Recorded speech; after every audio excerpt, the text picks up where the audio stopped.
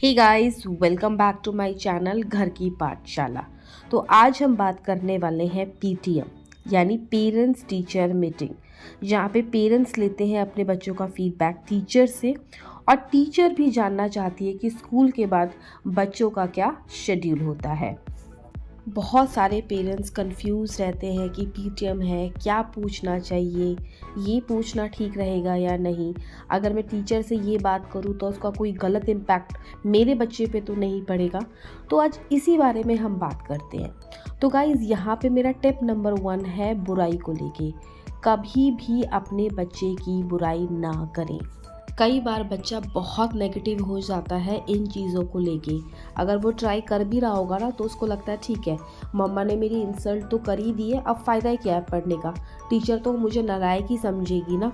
तो इस तरीके का माइंडसेट बन जाता है मोस्टली बच्चों का।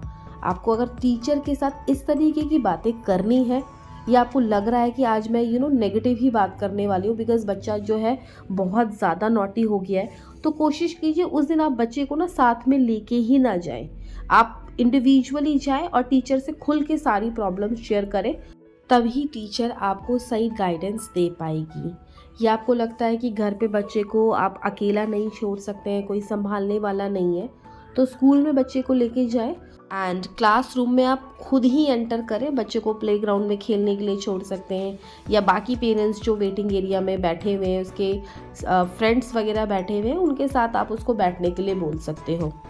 दूसरा मेरा सजेशन है फ्रेंडशिप को लेके टीचर के साथ। जी हाँ दोस्तों, कई बार ऐसा होता है कि हमारा जो बच्चा है, हमने उसे जो भी लर्न कराया है वो घर पे तो सुना देता है, बट जब बात स्कूल में आती है तो वो हेजिटेट फील करता है, लिख नहीं पाता है, बोल नहीं पाता है।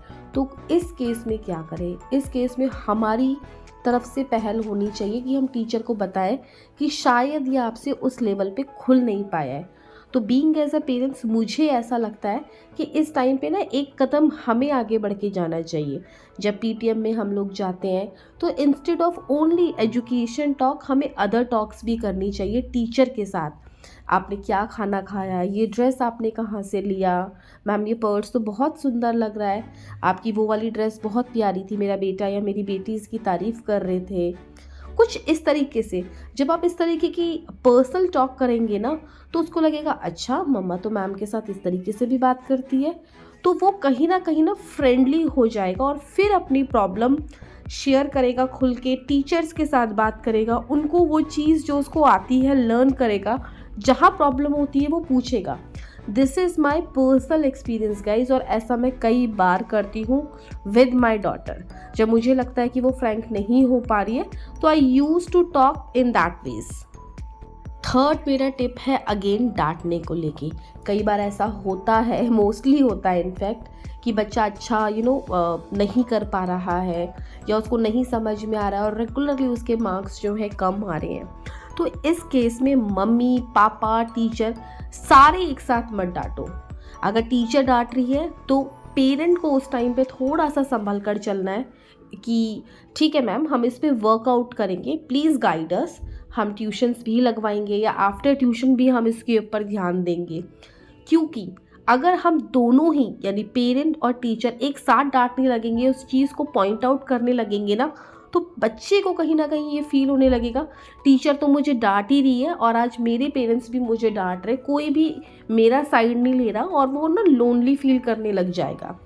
तो इस केस में कोई भी एक पार्टनर, चाहे पापा हो या मम्मी हो, वो बच्चे का उस टाइम पे सपोर्ट करे कि बेटा ठीक है आपकी गलती है, बट आपको दोबारा इसको रिपीट नहीं करना और इसके ऊपर इम्प्रूवमेंट लेके आना है। और हम अब टीचर से यही डिस्कस करेंगे कि इसके ऊपर कैसे इम्प्रूवमेंट ला सकते हैं। नेक्स्ट मेरा टिप है कंपटीशन को लेके। अगर आप मेरे रेगुलर व्यूअर्स हैं तो मैं हमेशा एक बात अपनी वीडियो में और स्पेशली किड्स वीडियो में हमेशा बोलती हूँ, हर चाइल्ड स्पेशल है, उसकी अपनी एक क्वालिटी है। So no comparison. बच्चों के बीच में कभी भी कंपटीशन ना करें। ऑल्दो एक हेल्दी कंपटीशन अच्छी बात है। आपको एक एग्जांपल देके समझाती हूँ। आपके बच्चे ने 10 में से 8 स्कोर किए।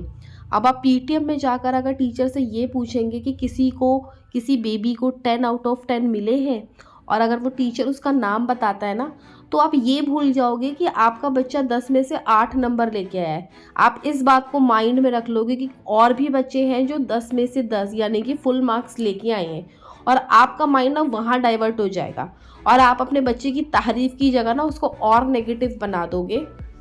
आप ये भूल जाओगे कि वो 10 में से 8 जो नंबर वो लेके आए वो कोई बुरे मार्क्स नहीं है, बट कहीं ना कहीं आपके माइंड में ये चलता रहेगा कि अरे ये तो कम नंबर लेके आए, बाकी बच्चे देखो कितने अच्छे नंबर लेके आए। तो ये वाली चीज़ नहीं होनी चाहिए। नेक्स्ट मेरा सजेशन उन पेरेंट्स के लिए जो भुलक्कड़ पेरेंट्स हैं, जैसे कि मैं रक्षिता की पीटीएम में जाती हूँ ना, और फिर वापस भी आ जाती हूँ और मुझे लगता है अरे मैंने मैम से तो ये पूछा ही नहीं, मैं मैम को ये पूछना तो भूल ही गई। तो इस केस में क्या करें, आप पॉइंट्स बना लें जो भी आपके क्वेश्चंस हैं, और बिल्कुल आपको पेपर पे लिखना है पेपर पे लिखिए, आपको मोबाइल पे नोट बनाना है आप उस पर लिखिए और टीचर को दिखा दीजिए कि मैम मेरे ये क्वेश्चंस हैं, आप मुझे बता दो इस पे हम लोग कैसे वर्कआउट कर सकते हैं। तो मेरे हिसाब से ये एक बेस्ट तरीका रहता है। इवन आपको किसी क्वेश्चन पे भी डाउट है ना, तो उस दिन पे जाके आप पूछ सकते हो कि मैम मुझे ये समझ में नहीं आया या मेरे बच्चे को ये समझ में नहीं आ रहा है, और कौन सा तरीका है जिससे ये और अच्छे से समझ पाए। इसके अलावा मेरा सजेशन उन पेरेंट्स के लिए है जो सोचते हैं मेरे को इंग्लिश बोलना नहीं आता, मेरे पास ब्रांडेड कपड़े नहीं हैं। तो फ्रेंड्स, यहाँ पर समझने वाली बात ये है कि हम अपने बच्चे का फीडबैक लेने और देने जा रहे हैं, तो यहाँ पर इस तरीके के क्वेश्चंस तो माइंड में आने ही नहीं चाहिए इनफैक्ट। और समहाउ अगर आपको लगता है आप उतने कंफर्टेबल नहीं हो इंग्लिश में, आप टीचर से खुल के बोलिए कि मैम मेरे को इंग्लिश कम समझ में आती है या मुझे इतनी अच्छी नहीं आती, आप मुझे हिंदी में मेरे बच्चे का फीडबैक दीजिए। कोई टीचर मना नहीं करेगा, इस बात की गारंटी मैं आपको देती हूँ। आपको बताना है मैम ये एरियाज़ में मैं खुद वीक हूँ, आप प्लीज़ इन पे फोकस कीजिए। टीचर को एक जेन्युइन फीडबैक देना इज़ वेरी कंपल्सरी कि मैम मैं हिंदी पढ़ा सकती हूँ अपने बच्चे को घर में, मैथ्स भी मैं थोड़ा बहुत पढ़ा सकती हूँ, बट इंग्लिश मेरे बस की बात नहीं है, तो वो आपको ही कवर अप करनी है। इस तरीके का जेन्युइन फीडबैक जब आप टीचर को देती हैं तो मैम क्लास में बच्चे के ऊपर एक्स्ट्रा अटेंशन देंगी। इस बात को आपको समझना होगा, और इस तरीके से खुलकर बात करने में स्पेशली अपने बच्चे की टीचर से कोई बुरी बात नहीं। वीडियो को करती हूँ यहीं पे एंड। वीडियो अच्छा लगा हो, मेरी मेहनत आपको पसंद आई हो, ये वीडियो आपको पसंद आया हो तो चैनल को ज़रूर सब्सक्राइब कीजिए।